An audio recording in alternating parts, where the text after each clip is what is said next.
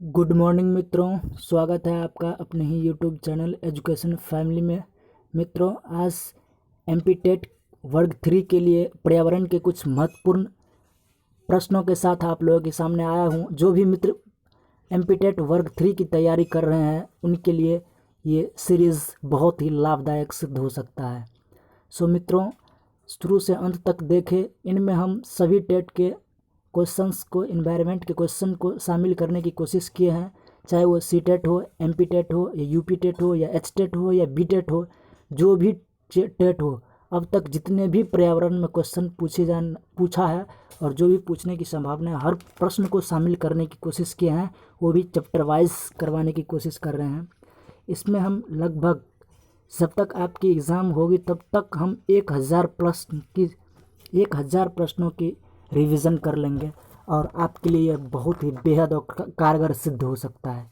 इसलिए जो भी मित्र इनको देख रहे हैं वो वीडियो को सब्सक्राइब करें और कोशिश करें अधिक से अधिक दोस्तों के पास शेयर करने की, जिससे हर व्यक्ति लाभान्वित हो सके।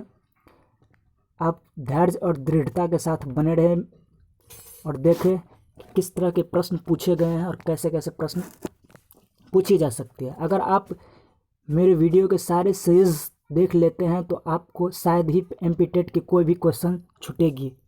देखिए, तो चलिए देर न करते हुए वीडियो स्टार्ट करते हैं। उनसे पहले एक इन्फॉर्मेशन दे दें कि मित्रों, हम स्पेशल सी टेट के लिए भी पर्यावरण के सीरीज़ स्टार्ट किए हैं। उनमें टॉपिक करवाते हैं, उनसे रिलेटेड अभ्यास प्रश्न भी करवा रहे हैं।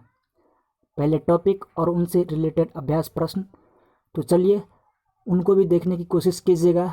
उस वीडियो का लिंक हम इस वीडियो के डिस्क्रिप्शन में डाल देंगे। तो चलिए देर न करते हुए स्टार्ट करते हैं। पहला क्वेश्चन है, कहता है एनवायरोनेट शब्द किस भाषा से लिया गया है। आप अपने स्तर से इनका आंसर जरूर दें। एनवायरोनेट शब्द किस भाषा से लिया गया है, ग्रीक भाषा से, या अंग्रेजी भाषा से, या फ्रेंच भाषा से। ज़रूर इसका आंसर दें। आशा करते हैं आप इसका आंसर सही देंगे। तो चलिए हम अपने अनुसार इनका आंसर देते हैं। देखिए, एनवायरोनेट शब्द जो है वो फ्रेंच भाषा से निकली हुई है। किससे? फ्रेंच भाषा के एनवायरोनेट से निकला हुआ है, जिसका अर्थ क्या होता है? पास पड़ोस। क्या होता है? पास पड़ोस। अर्थात किससे निकला है? फ्रेंच से। इसका आंसर हो जाएगा ऑप्शन नंबर डी। चलिए नेक्स्ट क्वेश्चन की ओर। पर्यावरण के प्रमुख घटक है प्राकृतिक घटक, मानव निर्मित घटक, या दोनों, या इनमें से कोई नहीं। तो चलिए, पर्यावरण के प्रमुख घटक दो है, प्राकृतिक भी है और मानव निर्मित भी है। प्राकृतिक घटक में जैसे आ जाते हैं नदी, पहाड़, तालाब, ये सब क्या हो जाते हैं? प्राकृतिक घटक। और मानव निर्मित घटक में हो जाता है, मानव निर्मित घटक में जैसे मकान, ये सब क्या है? मानव निर्मित घटक है। जैसे घर बनाते हैं, ये सब क्या है? मानव निर्मित घटक है। कुआं, ये सब क्या है? मानव निर्मित घटक है। तो यहाँ क्या पूछा था कि पर्यावरण के प्रमुख घटक कौन कौन से है, तो प्राकृतिक भी है और मानव निर्मित भी है। तो कौन सा हो जाएगा? Option number C. आशा करते हैं कि वीडियो आपको अच्छा लग रहा होगा। अच्छा लगे तो शेयर ज़रूर कीजिएगा। चलिए क्वेश्चन नंबर 3 का आंसर देने की कोशिश कीजिए। 3 का आता है कि ताप, मृदा, प्रकाश पर्यावरण के किस घटक के अंतर्गत आते हैं? जैविक घटक के अंतर्गत, भौतिक घटक के अंतर्गत, या मानव निर्मित घटक के अंतर्गत? ताप, मृदा, प्रकाश, पर्यावरण, जल्दी से आंसर दीजिए। ताप, मृदा और प्रकाश, ये सारे चीज़ किसके अंतर्गत आते हैं? भौतिक पर्यावरण के अंतर्गत। कौन सा? Option number B. ये सारे क्या है? भौतिक पर्यावरण, अर्थात ये प्रकृति प्रदत्त है, इसलिए हम इसको भौतिक पर्यावरण के अंतर्गत रखते हैं। चलिए नेक्स्ट क्वेश्चन की ओर बढ़ते हुए, नेक्स्ट क्वेश्चन क्या कह रहा है कि पर्वत, पठार, मैदान, घाटी पर्यावरण के किस क्षेत्र में आते हैं? तो अभी बताए थे कि पर्वत, पठार, मैदान ये सब किसके अंतर्गत आता है? स्थल मंडल के अंतर्गत आता है, या जलमंडल के अंतर्गत आता है, या वायुमंडल के अंतर्गत आता है, या जैव मंडल? तो देखिए, सबसे पहले ये किसके अंतर्गत आएगा? स्थल मंडल के अंतर्गत आएगा। किसके अंतर्गत? स्थल मंडल। क्योंकि ये पर्वत, पठार, मैदान, घाटी ये सारे कहाँ पाए जाते हैं? पर्वत स्थल मंडल पे ही पाए जाते हैं। वायुमंडल में तो होगा नहीं, वायुमंडल में मैदान है नहीं, पठार है नहीं, जलमंडल में तो होगा नहीं, और न ही जैव मंडल में। किसमें? स्थल मंडल, ये स्थल पे ही पाए जाते हैं। चलिए नेक्स्ट क्वेश्चन देखते हैं। सभी प्रश्नों का आंसर आप अपने स्तर से भी दें और देखें कि कितना सही कर पा रहे हैं। ऑप्शन नंबर देखिए, क्वेश्चन नंबर 5 में देखिए, पृथ्वी का 2/3 भाग कौन सा मंडल है? पृथ्वी के 2/3 भाग है वह कौन सा मंडल है? आपको बताए थे कितने मंडल? स्थल मंडल, जल मंडल और वायुमंडल। कितने? स्थल मंडल, जल मंडल और वायुमंडल।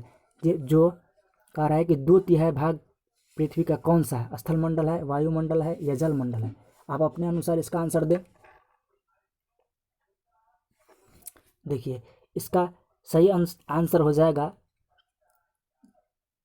स्थल मंडल या जल मंडल या वायुमंडल। इन सभी में इसका जो सही आंसर हो जाएगा ऑप्शन नंबर बी होगा। वह क्या है? जल मंडल। पृथ्वी का 2/3 भाग अर्थात 71% भाग में, 71% भाग में क्या है? कि जल मंडल है। क्या? जल मंडल फैली हुई है 71% भाग में। अगर परसेंटेज में पूछे तो कहेंगे 71%, और भाग में पूछे तो कितना? 2/3 भाग जल मंडल है। कितना? 2/3 भाग में जल मंडल है। अगर वायुमंडल की बात करें या जैव मंडल की और स्थल मंडल की, तो देखिए इन सभी के बारे में भी थोड़ा सा जान ले कि कौन से मंडल कितने भागों में फैली हुई है। तो जल मंडल का तो आप जान गए कि 71% में फैली हुई है। स्थल मंडल यह 1/3 भाग अर्थात 29% भाग में फैला हुआ है। कौन? स्थल मंडल। इनकी जानकारी आप नोट करना चाहे तो नोट कर सकते हैं। जल मंडल कितना? 71% भाग में फैला हुआ है। स्थल मंडल पूछे तो ये 29% भाग में फैला हुआ है, 29%। अगर जल मंडल की तो 71%, स्थल मंडल 29%। यहीं अगर वायुमंडल पूछे, देखिए वायुमंडल और क्या बचा? जैव मंडल। बाकी के जो बचे वो वायुमंडल और ये जैव मंडल इसी के अंतर्गत आ जाते हैं। वायुमंडल और जैव मंडल इसी के अंतर्गत आ जाते हैं। जो भी बचे वायुमंडल स्थल मंडल के अंतर्गत ही आ जाता है, और जैव मंडल भी क्या आता है? स्थल मंडल के अंतर्गत ही आ जाते हैं। तो आपसे बस इतना ही पूछा कि स्थल मंडल कितने प्रतिशत भाग में फैला हुआ है? 29%, और जल मंडल 71%। अगला देखिए, कहता है धूल के कण एवं जल वाष्प किस मंडल में पाए जाते हैं? तो धूल के कण जो उड़ते हैं ऊपर में, और जल वाष्प बन के जल जो ऊपर जाता है तो कहाँ होगा? वायुमंडल में। कौन सा? वायुमंडल में। Option number 3। चलिए नेक्स्ट क्वेश्चन की ओर चलते हैं। नेक्स्ट क्वेश्चन क्या है? कहता है निम्नलिखित कथनों पर विचार कीजिए। पर्यावरण के लिए आस पड़ोस शब्द का भी प्रयोग किया जाता है। जी हाँ, पर्यावरण के लिए आस पड़ोस शब्द का प्रयोग करते हैं। ऑप्शन नंबर ए सही लग रहा है। चलिए इसको तब तक घेरा बना के रखें। ऑप्शन नंबर 2 देखिए, स्थल मंडल खनिजों का प्रमुख स्रोत है। जी, स्थल मंडल पे सबसे अधिक खनिज पाया जाता है। पूछ सकता है कि खनिज कहाँ, शैल और खनिज सबसे अधिक कहाँ पाया जाता है? तो स्थल मंडल में पाया जाता है। जैव मंडल जीवन के लिए अनुकूल परिस्थिति प्रदान करती है। जी, जैव मंडल उसी को कहते हैं जहाँ जीवों को रहने के लिए उसके अनुकूलित वातावरण उपस्थित हो, वायु हो, जल हो। चौथा है पारिस्थितिक तंत्र प्रकृति की क्रियात्मक इकाई है। जी, पारिस्थितिक तंत्र जो है यह प्रकृति क्या है? प्रकृति की क्रियात्मक इकाई है। तो इस तरह हम कह सकते हैं सभी ऑप्शन सही है। तो ऑप्शन नंबर डी यहाँ आंसर हो जाएगा। चलिए नेक्स्ट क्वेश्चन की ओर बढ़ते हैं। 8 नंबर देखिए, निम्नलिखित में से कौन सुमेलित नहीं है? इनको सुमेलित करना है कि कौन सुमेलित नहीं है।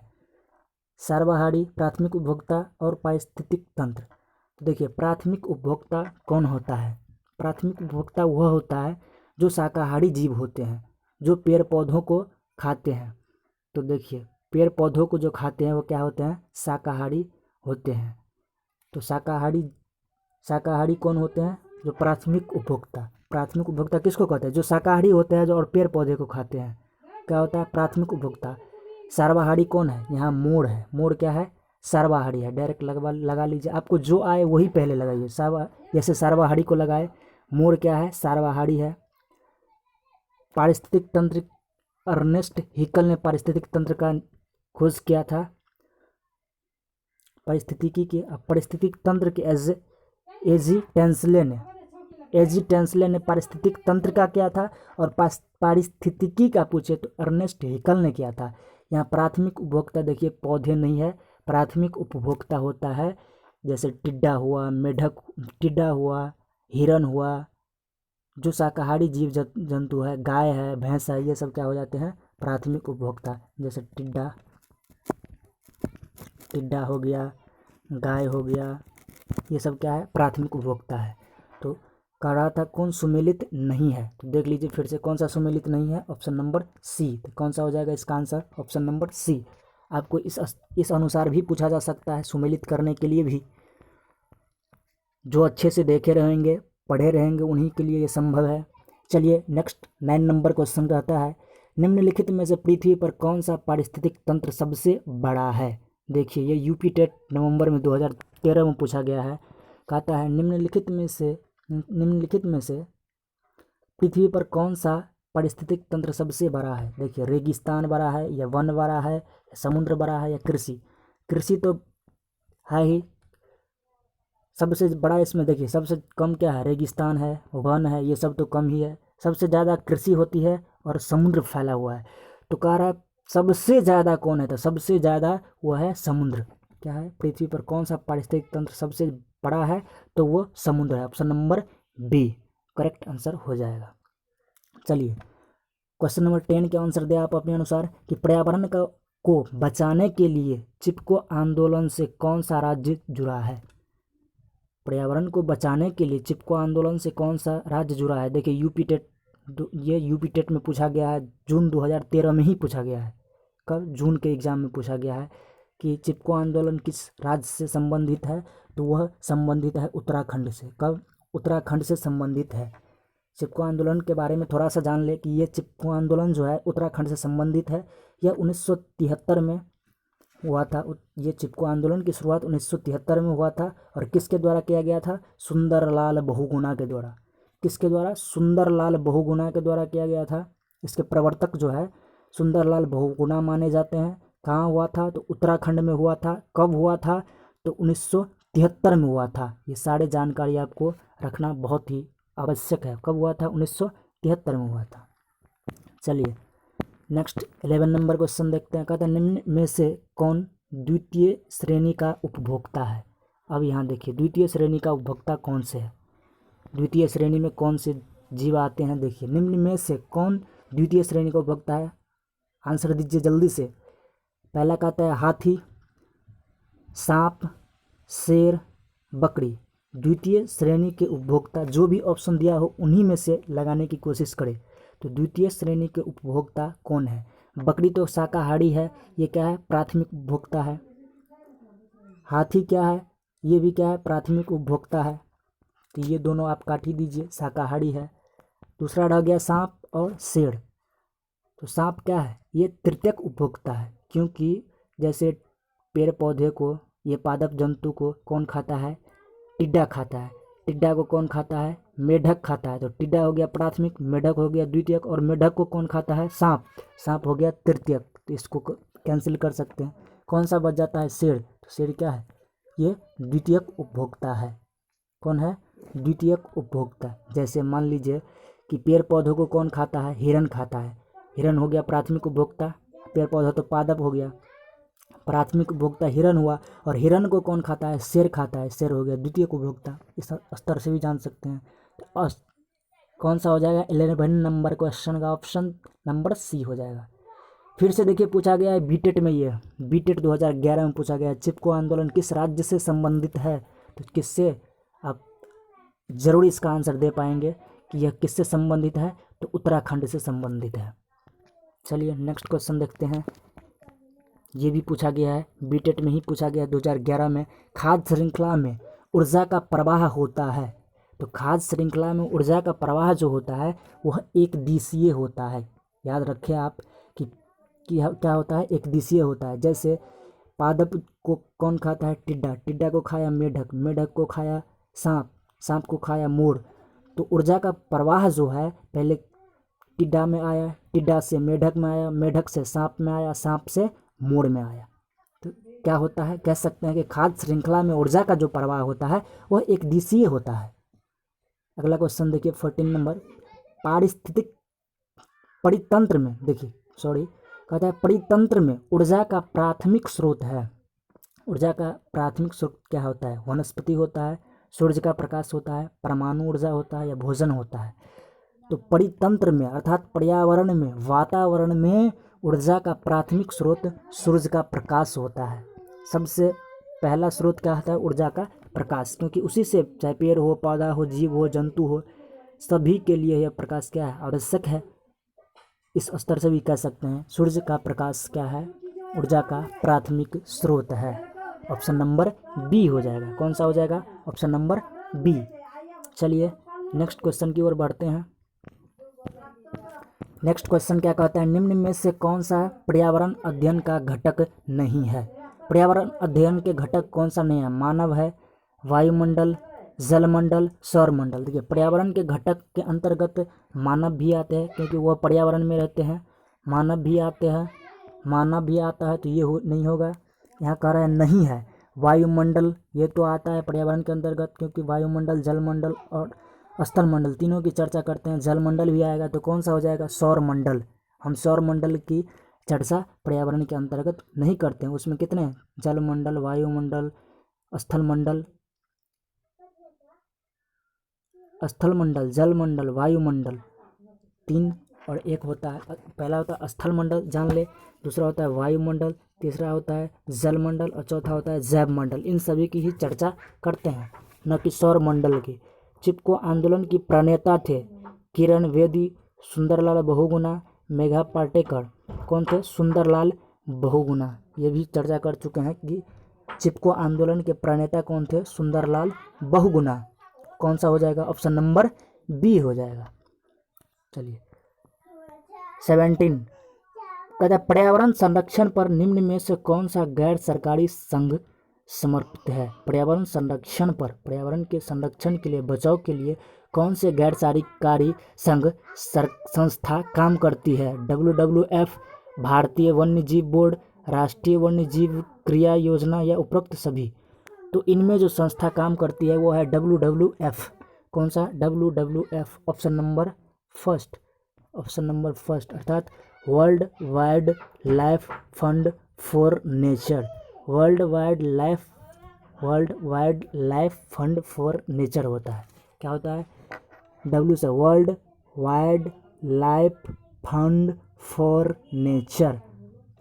इनका फुल फॉर्म हम आगे करवा भी देंगे, आप नोट करना चाहे तो नोट कर सकते हैं कि world wide life fund for nature. चलिए नेक्स्ट क्वेश्चन क्या है, 18 नंबर, 10% नियम दिया गया। 10% नियम किसके द्वारा दिया गया था, तो लिंडमैन के द्वारा दिया गया था। चलिए समझते हैं कि 10% सिद्धांत है क्या। 10% सिद्धांत लिंडमैन के द्वारा दिया गया था। उन्होंने कहा था कि उपभोक्ता में जो ऊर्जा का प्रवाह होता है वह एक दिशीय होता है, और जो भी उपभोक्ता है जितना भी भोजन करता है उनके उन 100% भोजन में से उनको सिर्फ 10% भाग ही वो ग्रहण कर पाते हैं। 10% भाग ही उनमें आता है, ऊर्जा आती है। बाकी 90% ऊर्जा जो होती है वो क्या हो जाता है, नष्ट हो जाता है। बस 10% ऊर्जा ही मानवों को या उपभोक्ता को मिल पाता है। नेक्स्ट है, पर्यावरण दिवस कब मनाया जाता है। पर्यावरण दिवस कब मनाया जाता है, चलिए उसका समझ गए होंगे कि 10% सिद्धांत कौन था, लिंडमैन द्वारा। पर्यावरण अगला है 19 नंबर के, पर्यावरण दिवस कब मनाया जाता है। 5 नवंबर को, 5 जून को। तो कब मनाया जाता है, 5 जून को मनाया जाता है। क्योंकि आपको पता होगा क्यों मनाया जाता है कि सबसे पहले स्टॉकहोम सम्मेलन 1972 में हुआ था। उसी समय सभी राष्ट्रों ने उसमें 119 लगभग 119 देश भाग लिए थे, जिनमें WWF नाम की संस्था का भी गठन हुआ। और उन्हीं में यह बताया गया कि यह सभी ने जाना कि पर्यावरण के 5 जून को पर्यावरण दिवस के रूप में मनाया जाए। और यह 1972 में स्टॉकहोम सम्मेलन में सभी के मत के कारण रखा गया था। 20 नंबर, पारिस्थितिक तंत्र का उदाहरण है वायु, जल, तालाब, मृदा। पारिस्थितिक तंत्र का उदाहरण कौन सा है? वायु है, जल है, मृदा है, तालाब है।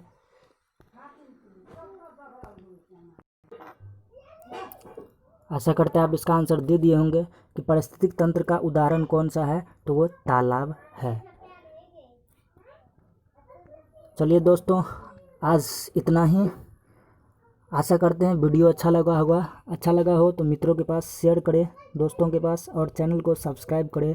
आपके लिए इससे भी अच्छे प्रश्न अगले वीडियो में हम शामिल करने की कोशिश करेंगे। और आप अगर इस वीडियो के साथ बने रह गए, इस सीरीज़ के साथ, और हर सीरीज़ को आपने देख लिया, तो आपको शायद ही MP टेट में जो 30 मार्क का पर्यावरण पूछा जाएगा उसमें से शायद ही आपको कुछ छूटेगा, क्योंकि इसमें हम टीचिंग मेथड को भी कोशिश करेंगे, टीचिंग मेथड भी करवाने की।